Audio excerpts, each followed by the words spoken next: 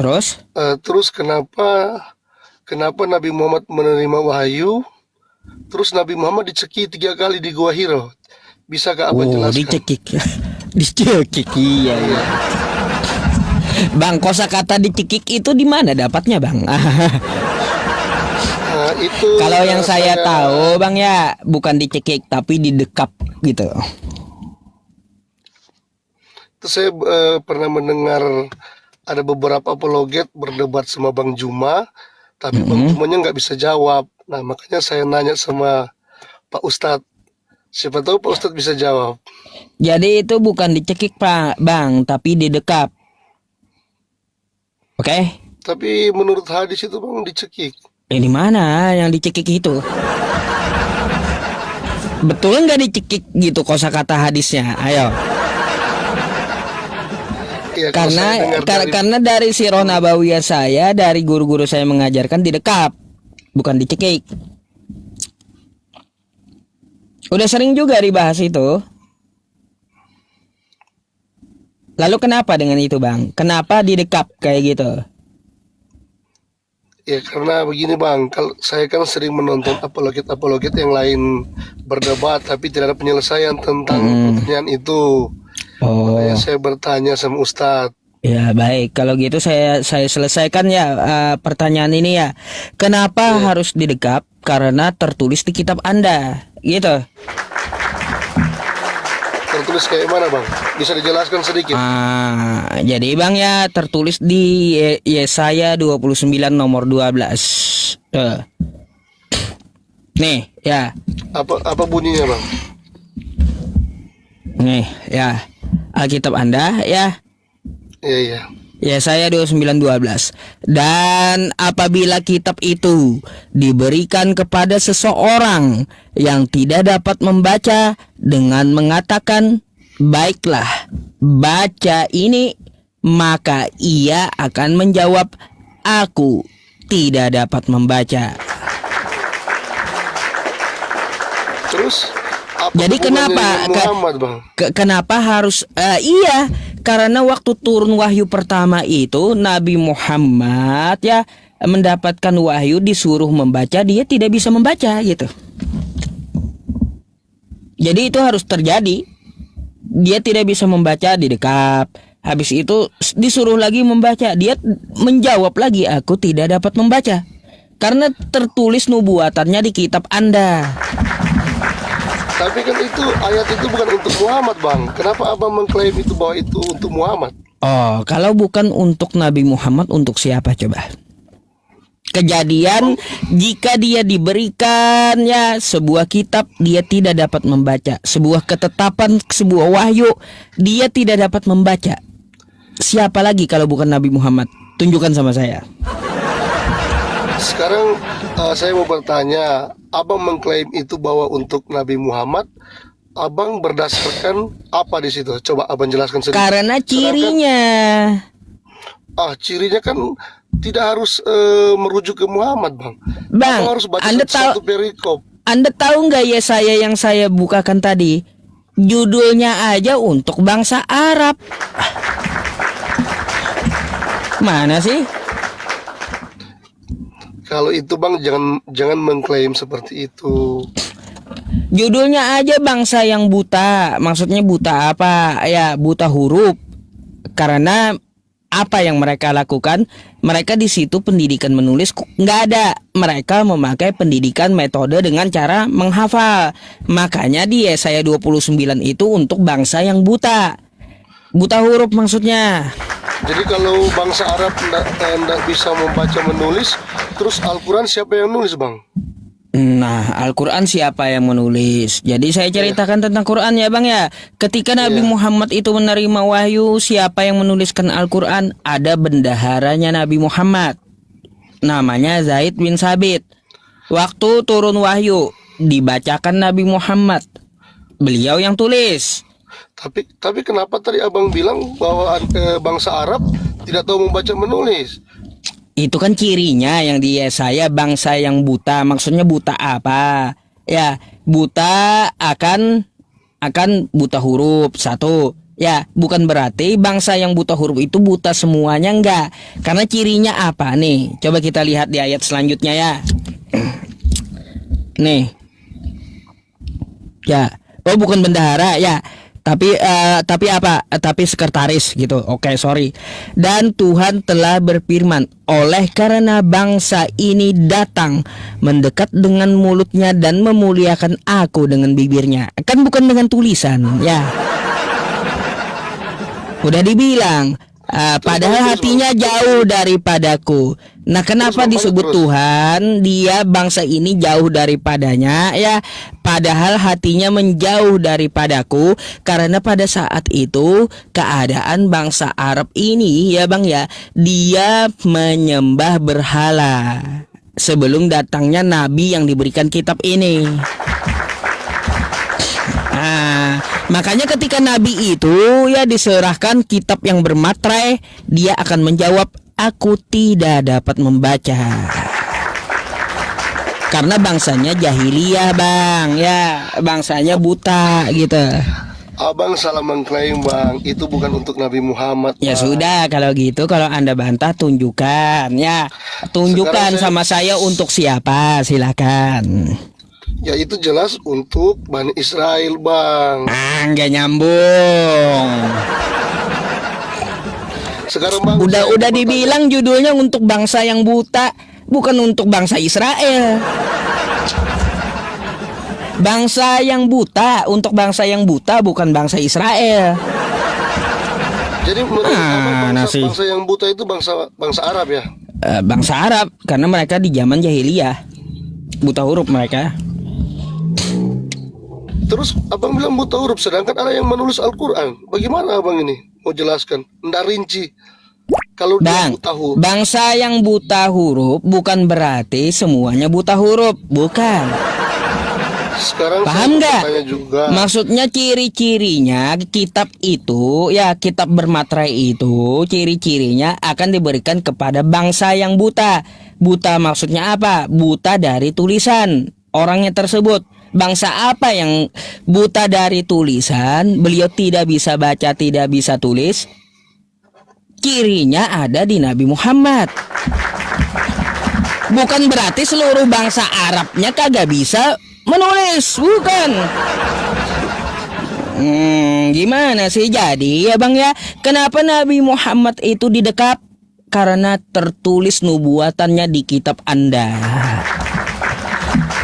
Jadi itu harus terjadi. Kalau di kitab abang adakah tertulis apa tuh? Mengenai nubuatan Nabi Muhammad? Loh, di kitab saya. Iya. Tentang nubuat Nabi Muhammad, maksudnya kayak gimana? Maksudnya gini bang, nabi-nabi terdahulu yang di kitab Anda, apakah ada nabi yang terdahulu itu menubuatkan tentang datangnya Nabi Muhammad? Oh iya bang ya, contoh di As-Saff ayat 6 tuh, ada nabi dahulu menubuatkan Nabi Muhammad. Bisakah dibacakan bang? Baik, tadi udah terjawab ya. Kenapa tuh harus didekap tuh ya? Yang kata anda dicekik. Nah, bentar ya, saya bukakan dulu. Aduh. Bentar ya teman-teman, saya cari ayatnya. Nih As-Saff ayat 6. Nih. Nah nih saya bacakan Quran saya nih ya. Abang coba dengarkan. Ya, a'udzu billahi minasyaitonir rajim. Bismillahirrahmanirrahim. Wa in qala Isa ibn Maryam ya bani Israila inni rasulullahi ilaikum musanniqan lima baina yadayya minat Taurati wa mubasysyiran birasul ya wa mubasysyiran birasulin ya'ti min ba'di ismuhu Ahmad falamma ja'ahum bil bayyinati qalu hadza sihrun mubin. Nah tuh Ingatlah ketika Isa putra Maryam berkata, "Wahai Bani Israel, sesungguhnya aku adalah utusan Allah kepadamu untuk membenarkan kitab yang turun sebelumku, yaitu Taurat, dan memberi kabar gembira tentang seorang utusan." Ya, Nabi Isa memberi kabar gembira tentang seorang utusan Allah yang akan datang setelah Nabi Isa, yang bernama Bang, kalau dalam kurung itu, Bang, setahu saya kalau dalam kurung berarti itu tulisan manusia, Bang. Ditambah-tambahkan. Di situ kan ditulis Ahmad, bukan Muhammad. Cuma ditambahkan dalam kurung, Bang. Kalau dalam Bang, Al-Quran yang teks Bang, asli bentar, itu, Bang, bentar, tidak bentar, ada. bentar, bentar, bentar. Sebentar, Saya Bang. jelaskan sama Sebentar, Anda ya. Anda kan Saya ngotot dulu, nih Bang. katanya tambahan, betul?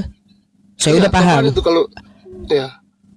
Ini Kalau bukan dalam tambahan, kurung, Bang. sebentar, Bang. Saya dulu bicara baru Abang. Ah. Ini, Bang. Kalau dalam teks aslinya itu, Bang, tidak ada dalam kurungnya seperti itu, Bang. Yang namanya itu Ahmad, tetapi Ayo udah. dalam kurungnya Muhammad.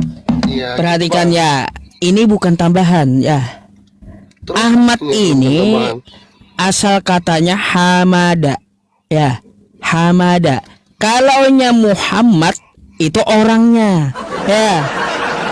Makanya Ahmad ini namanya Nabi Muhammad. Gimana sih? Makanya nih Ahmad ya. Ahmad asal wazannya Hamada, terpuji. Kalaunya Muhammad itu merujuk ke orangnya, Nabi Muhammad maksudnya. Abang ini Gimana sih? berasumsi terus. Jangan Bukan banyak asumsi, itu berasumsi, tata Bang. kaidah orang Islam ya. Islam Ahmad jadi Muhammad. aslama yuslimu ya, islaman fahuwa muslimun, muslim orangnya, Islam agamanya, muslim orangnya. Begitu pula Ahmad itu adalah akar katanya, Muhammad itu adalah orangnya. Gimana sih? Bang, gini, Bang. Ya, anda Bang, kalau Anda nggak paham ya tentang bahasa Arab itu nggak usah ngotot gitu loh, belajar. Karena ada namanya dalam bahasa Arab itu kayak gini, Bang ya. Bahasa Arab itu namanya tasrif, perubahan kata. Contoh nih, aslama yuslimu islaman. Ah, tuh beda-beda kan, fahuwa muslimun. Ah, beda-beda kayak gitu. Saya nggak dapat jawaban yang puas, Bang. Belum puas dengan jawaban Abang. Ya itu kan, Bang, saya ini bukan alat pemuas Abang, bukan ya. Kalau Abang ya tidak terima datanya, derita Abang itu. Ya kan, kalau asumsi itu ya saya tidak menunjukkan data, tapi ini saya tunjukkan ayatnya. Kenapa dalam bahasa aslinya nggak ada dalam kurung begitu, Bang? Saya mau tanya. Hah? Dalam Bang, bahasa aslinya Al-Quran. yang namanya dalam kurung itu penegasan, Bang. Ya, Anda nggak tahu kitab Anda dalam kurung semuanya? Nggak tahu, Bang? Di kitab Anda itu dalam kurung semuanya. Satu ayat itu dalam kurung semua. Itu asumsi Abang aja itu. Nah, nih saya tunjukkan ya. Nih. Nih. Nih, di Bible Anda dalam kurung semua nih, Bang ya. Nih, saya tunjukkan sama Anda ya. Sabar ya, teman-teman. Saya bukakan dulu buat abangnya nih ya. Ayat-ayatnya nih. Matius nih 21. Nih, Bang. Matius 21:44. Bang. Nih ya, yang saya tandain hijau nih ya. Ya, Abang baca ya, yang saya tandain hijau nih. Nah. Apa ini dari awal ayatnya sampai tutup ayatnya tanda kurung semua. Ini kitab Kristen bukan satu kata lagi, satu ayat. Ya, satu ayat tanda kurung semua tuh. Iya, tapi kan Bang beda dengan yang tadi. Yang tadi dari Ahmad menjadi Muhammad. Ya itu kan perubahan kata. Ada namanya ilmu tasrif. Makanya saya udah bilang ilmu tasrif nih ya. Kalau ini kan Ahmad, Iya, jadi itu Nabi Ahmad. Muhammad. Karena apa? Akar katanya hamada, terpuji. Kalau Ahmad Iya. itu Bang ya, terpujilah. Nah, kalaunya Muhammad itu merujuk ke orangnya. Orang yang terpuji. Orang yang terpuji, Gitu perubahan katanya. itu nggak Ini benar, Bang, Bang. ini Bang ya cuma satu gitu, satu kata ya tanda kurung. Lah ini kayak gimana? Satu ayat Bang. Itu bukan membahas tentang tanda kurungnya Bang, tapi Bang, yang kalau kitabnya gitu Abang coba itu, coba gimana, jelaskan sama saya ini tanda kurung semua ini kenapa Bang? Kan tanda kurung itu kan tidak merubah dari Ahmad ke kalau kayak kitabnya Abang dari Ahmad ke Muhammad. Itu yang saya pertanyakan. Di Bang. teksnya itu coba Abang tunjukkan di teks aslinya itu apakah dirubah itu? Ini kagak ada teksnya, makanya dikasih tanda kurung semua. Kalau di kitabnya Abang Abang ini teksnya nggak ada Bang. Makanya dikasih tanda kurung semua. Siapa yang tukang tambahin? LAI gitu berfirman gitu. Kalau itu Bang, persoalannya tidak dirubah-rubah. Misalkan remuk kan, contoh remuk itu akhirnya kan itu tidak ada tambahan, tidak dirubah di depannya remuk itu, tapi di kitabnya Abang Ahmad kok jadi Muhammad. Bang, ini yang saya maksud kepada Anda, kenapa tanda kurung semuanya? Kita belajar bahasa Indonesia pun waktu kecil kagak ada satu ayat itu tanda kurung semua. Gimana sih? Ya aku pertanyakan kok Ahmad jadi Muhammad. Nah, kenapa Kan Ahmad beda, jadi Muhammad? Makanya Anda belajar bahasa Arab. Apa itu tasrif? Google, apa itu tasrif ya? Apa itu tasrif? Coba Anda Google ya. Apa itu tasrif gitu ya?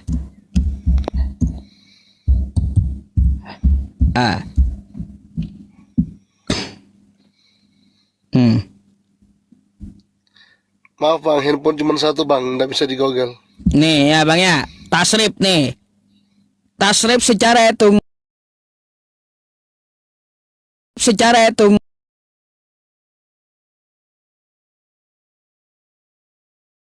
etimologi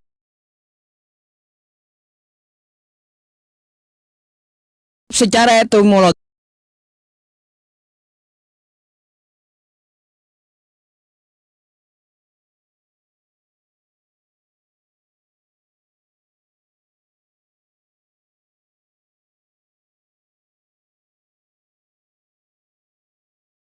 Karena iya itu itu Ahmad karena artinya apa tasrif Bang? Bang. Aduh, itu karena tasrif namanya.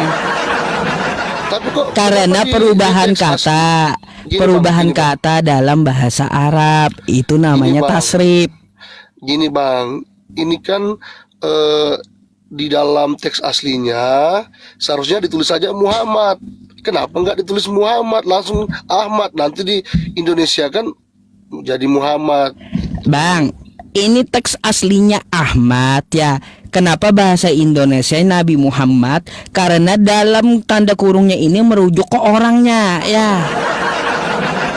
Kalau Ahmad ini artinya terpuji. Kalau Ahmadu terpujilah. Kalau Muhammad mu itu menunjukkan orangnya. Ya, Muhammad orang yang terpuji maksudnya gitu ya. Emangnya dalam Al-Quran cuma Muhammad aja orang yang terpuji.